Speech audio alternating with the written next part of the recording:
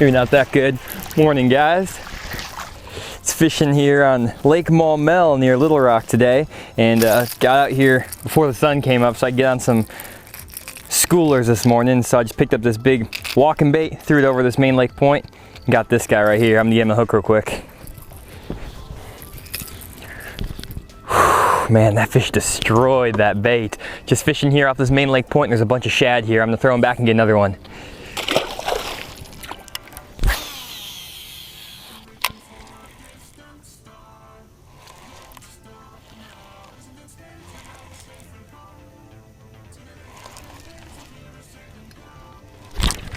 Got him.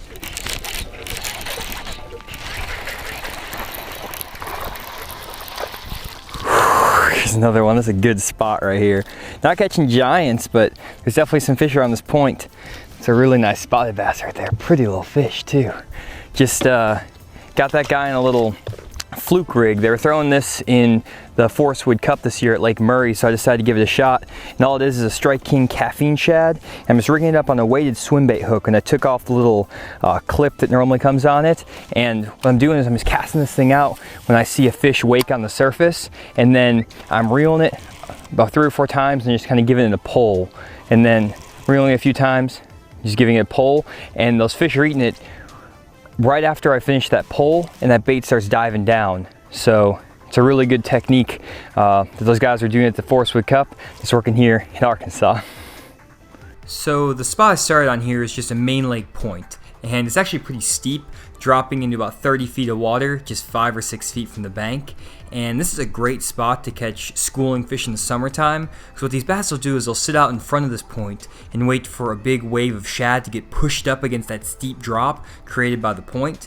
And this is just a really good ambush spot for these bass. They'll push that shad school up against that steep wall and just feed on them all morning. So just throw your top water bait up close to the end of that point and you're going to catch a lot of bass. So I just want to quickly go through the rig I was using today in a little more detail, and I came out today with the objective of finding some schooling fish and testing out this Fluke rig I saw a lot of guys using at the Forrest Wood Cup last weekend on Lake Murray. And they're catching some really big bass doing this, and all they were doing was taking a weighted swim bait hook, and then they were taking off the clip that normally comes on here. You can put that through the nose of the swim bait. They're just taking that off, and that just leaves you with a weighted extra wide gap hook. They then took a heavy fluke bait like the Strike King Caffeine shad in a 5-inch version, and they would thread that fluke onto their weighted hook almost like a jig head. And what that would do is it, one, would give this bait a little more weight so they could cast it a little bit farther on these schooling fish. But also what it does is it allows you to have an open hook when you're working this fluke. And let me get this rig real quick. There we go. Now you can see I have an open hook on that fluke, and almost like a tube, when you insert the jig head into the tube, this bait will fall with a spiral when you stop it. And so what these guys are doing was reeling it really fast like you saw me doing earlier, and then killing it, and that bait will just spiral down to the bottom, and these fish just can't stand it. And they normally bite it right when you stop it and it starts to fall. And for the equipment I was throwing with this today, I was basically just throwing a 7/6 heavy action rod. A lot of these guys are using big long rods so you can make long casts. And if a fish bites you at the end of the cast, you want a long rod so you can really lay into them. And since you're using a big heavy hook, you can get away with using a heavy action rod.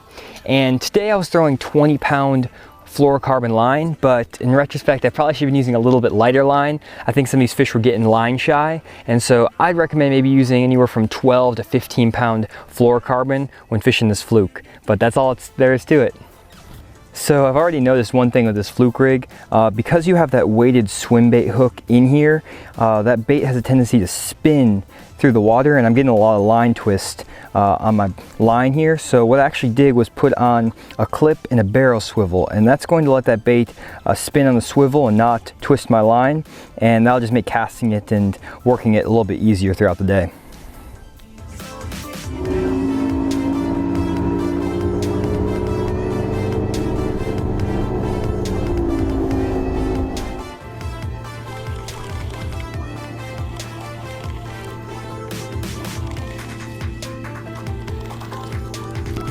Got him. Good one. There we go, another good one here. Schooling out here on the end of this really long ridge that sticks out in the middle of the lake here. It's not that good, not catching any giants today, but Lake Maumelle isn't known for having a lot of big fish in it. It's just a good lake to come out and test some new lures out and test some new skills. So I'm just trying out this new, trying out this new Fluke Rig today and catching a bunch of fish on it. It's been a very fun day. So the next spot I'm fishing is another textbook schooling spot in the summertime, and it's actually pretty similar to a lot of the spots that the guys were fishing on Lake Murray during the Forrest Wood Cup. And all it is a big ridge that sticks out into the middle of this lake, and the top of the ridge is in 10 to 12 feet of water, and it drops off into the creek channel, which is about 50 feet deep. And there's a lot of shad and bass that just kind of roam on the top of this ridge, but today there's actually a little bit of a sweet spot. If you look at near the end of the point, there's actually a secondary point that sticks off the end that runs parallel to that creek channel, and this little point was where all of the bass that I caught were positioned. They were just using that little subtle point to ambush the bait, and so look out for these little subtle spots on these big ridges, and sometimes that can be the key to finding those better fish in the school. So other than using like a topo map or a navionics chip to find these schooling spots, you can actually find really good schooling spots using your electronics. And normally what I'll do is idle around on ridges and humps and points till I see something that looks like this.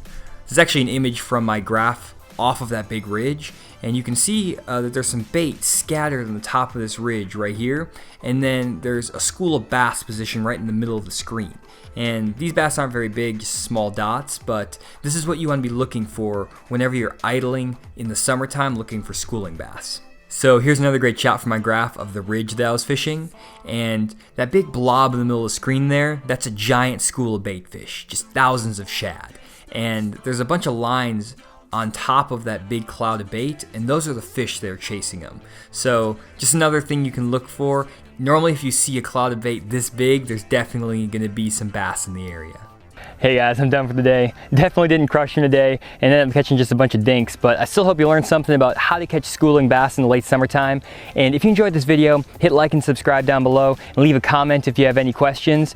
And also, if you could share this video out with any of your friends who have schooling fish in their area, I really appreciate it. So thanks for watching, and we'll see you next time.